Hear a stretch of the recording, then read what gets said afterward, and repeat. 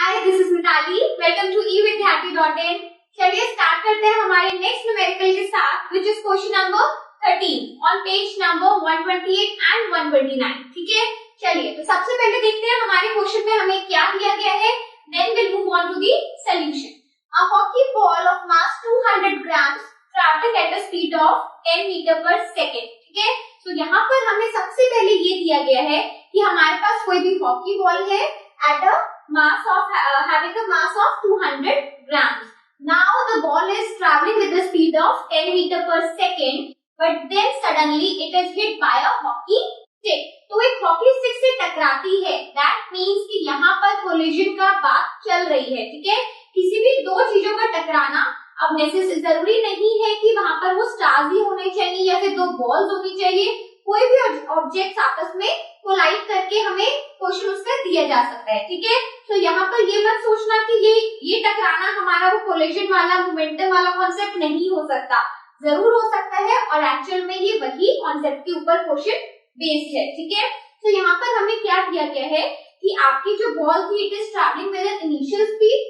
ठीक है, तो मैंने यहाँ पे मेंशन करी है 10 metre per second and then it is stuck by a hockey stick और हॉकी स्टिक से टकराते ही it is pushed back, basically वो अपने उसी पाथ पे रिटर्न हो जाती है। ठीक है, सो फॉर सपोज ये मेरे पास एक बॉल है, अभी इसकी जो वेलोसिटी है, initial velocity that is 10 metre per second. ठीक है, अब when it is get stuck by a hockey stick, तो एक हॉकी स्टिक से टकराई and then it reduces to 5 metre per second along the same path, यानी कि जिस पाथ से ये आई थी, फॉर सपोज हमारी बॉल ऐसे आई, ठीक है, और इसने किसको टकराया, हॉकी स्टिक से टकराई, तो ये जब इस डायरेक्शन में मूव कर रही है having the speed of 10 metre per second, लेकिन after the collision that means कि जब हमारी हॉकी स्टिक से बॉल टकराई है तो वापस अपने ही पाथ पे रिटर्न हो गई है, but reduce with a reduced velocity, तो उसकी जो वेलोसिटी है that is 5 metre per second,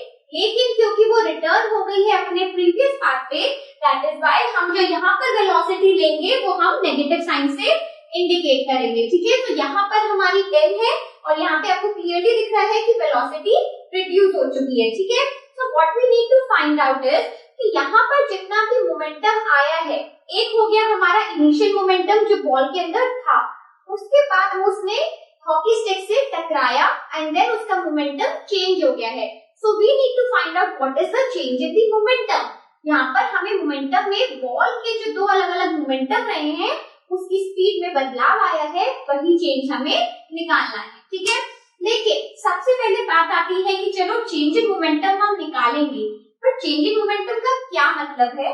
change in momentum होता है final momentum minus initial momentum. ठीक है, यानी कि हमारा कोलिजन जब हुआ है, कोलिजन मतलब बॉल ने जब हॉकी स्टिक से टकराव की है तो उसके बाद जो उसका मोमेंटम बना है that is the final momentum, and उससे पहले जो बॉल का मोमेंटम था that will be the initial momentum. ठीक है, तो सबसे पहले मैं क्या करती हूँ कि यहाँ पर एक इनिशियल मोमेंटम हम निकाल लेते हैं। Momentum always represented by small T, और क्योंकि ये इनिशियल है तो यहाँ पर हम इनिशियल लिख देते हैं एंड देन क्या फॉर्मूला है, मास इनटू इनिशियल वेलोसिटी। तो उसकी इनिशियल वेलोसिटी कितनी है, अब यहाँ पे देखिए कि 200 ग्राम्स है, बट क्योंकि मैं 200 ग्राम्स में नहीं लेना चाहूंगी, केजी में हम इसे कन्वर्ट करेंगे, तो 1000 से हम इसे क्या करेंगे, डिवाइड कर देंगे and we will get 0.2 kg. ठीक है, तो यहाँ पर हम ले लेते हैं 0.2 केजी इंटू 10। तो जल्दी से बता दीजिए क्या हमारा आंसर होने वाला है। दैट विल बी, अगर आप इसे हटाएंगे तो जल्दी से बता दीजिए यहाँ पर हमारा क्या आंसर होने वाला है। दैट विल बी 2, क्योंकि हम मोमेंटम निकाल रहे हैं तो KG metre per second. Fine, तो ये हमारा इनिशियल मोमेंटम आ गया है। ठीक है, चलिए अब हमें यहाँ पर एक और चीज निकालनी है कि हमारा जो बॉल है उसका फाइनल मोमेंटम क्या हुआ है। तो फाइनल मोमेंटम को हम again small T and final हम यहाँ पे निकाल लेते हैं, तो क्या होगा, वो mass will remain the same, but उसकी जो फाइनल वेलोसिटी है वो चेंज हो गई है, दैट इज -5। तो अगेन हम इसी के साथ मल्टीप्लाई करते हैं, क्या आ जाएगा यहाँ पर, mass is 0.2 and their velocity is -5. So answer we will get is -1 kg metre per second. ठीक है, तो आपको समझ आया कि किस तरीके से हमने फाइनल एंड इनिशियल मोमेंटम निकाल लिया है। Now we need to find the change in the momentum. अब चेंज इन द मोमेंटम क्या होता है? फाइनल मोमेंटम यानी कि हमारा जो मोमेंटम हमने फाइनल बॉल का निकाला है माइनस इनिशियल मोमेंटम। ठीक है, सो हमें कुछ नहीं करना है, बस अपनी वैल्यूज को पुट करना है and we will get the answer. तो यहाँ पर ये -1 है and then it is -2। Subtract करेंगे, यहाँ पर हमारे पास क्या था? 2 था। So this will be -3 kg metre per second. ठीक है, सो हमारा जो मोमेंटम में चेंज आया है ये आया है 3 kg metre per second. But यहाँ पर एक सोचने वाली बात ये है, और आपसे इसके बारे में पूछा भी जा सकता है, मैंने ये चीज हर क्वेश्चन में डिस्कस आपसे करी है कि माइनस साइन क्यों इंडिकेट किया है। इसका मतलब कि मोमेंटम जो हमारा लग रहा है दैट इज रिड्यूस्ड। बेसिकली पहले जो कोलिजन के वक्त पे मोमेंटम था बॉल में वो ज्यादा था, लेकिन आफ्टर द कोलिजन जब वो हॉकी स्टिक से टकराई उसकी वेलोसिटी भी डिक्रीज हुई और इसी वजह से उसका मोमेंटम भी डिक्रीज हुआ है। तो माइनस साइन ये इंडिकेट कर रहा है कि ये मोमेंटम कैसा है?